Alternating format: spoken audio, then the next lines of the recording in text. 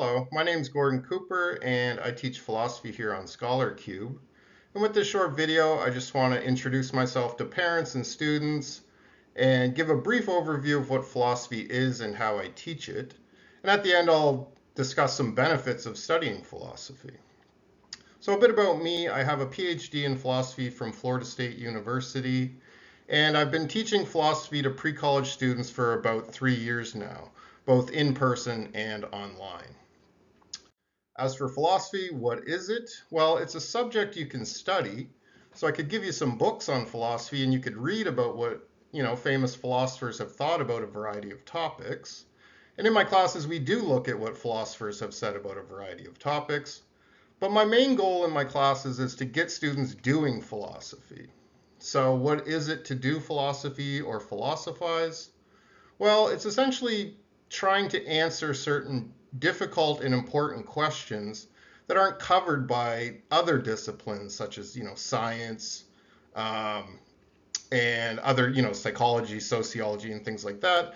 They do a lot, those disciplines do a lot to increase our understanding of the world and ourselves, but there's some important questions left over that philosophers take up and try to answer. So, for example, one of the branches of philosophy is metaphysics, which is concerned with questions about the fundamental nature of reality. And when we do metaphysics, we try to answer questions such as these: what is a person?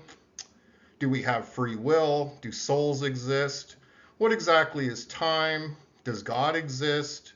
What are numbers? And so on. And then if we were instead to do epistemology, another branch of philosophy, we would ask questions about knowledge itself. So what is knowledge?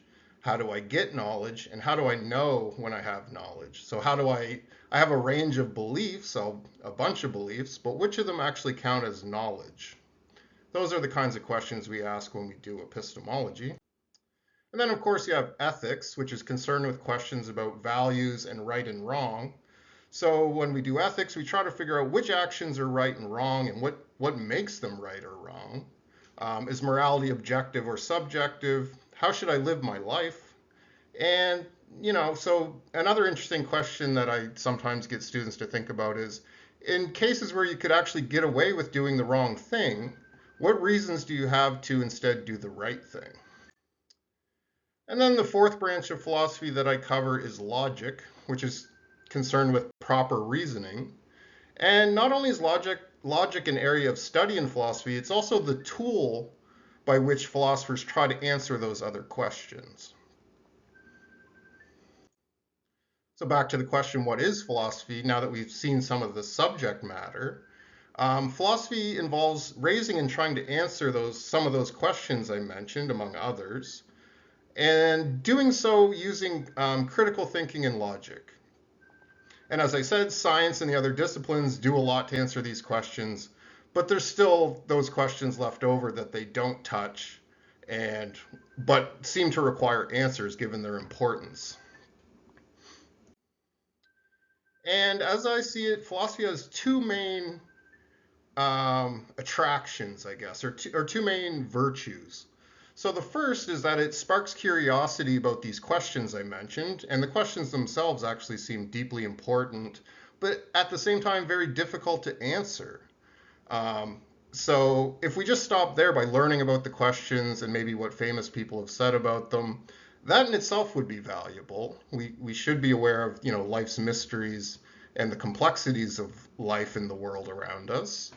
But philosophy truly gets going when we don't just acknowledge the questions, but try our best to answer them. And we do that, again, by learning more about critical thinking and logic and applying those skills to the questions. So in particular, here's a brief overview of what I hope to do with my classes and what I think I've been largely successful in doing. So first, students gain a broad knowledge of the topics of philosophy.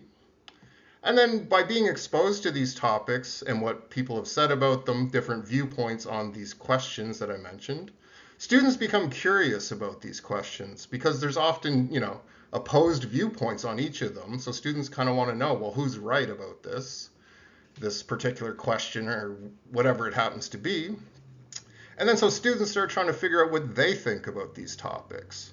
And more importantly, and what I try to get students to do is to think deeply about why they think what they think. And not only that, since we're doing philosophy as a group, students will learn a lot about what others think about the same topics. They're, and in effect, getting a variety of viewpoints that they can then consider and discuss with others, their peers.